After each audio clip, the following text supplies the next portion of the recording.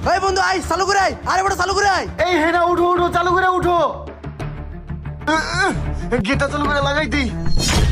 হায় হায় মেয়েরা পলাই গেল, কাজ কর বিয়া। ওই আমার মুখে চুমকানি দিয়ে গেল, আর আমি সবার সামনে মুখ দেওয়া মুখে এমনি একটু ছোট বাইচে গেছি। তোমার বাবা পিছন থেকে তাড়া করতেছিল।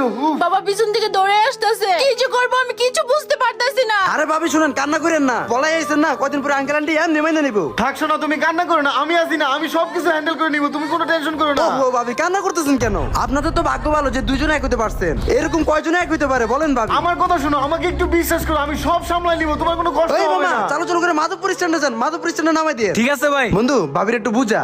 জান জান প্লিজ, তুমি কান্না করো না প্লিজ। ওই মামা এই জায়গায় নামাই দেন।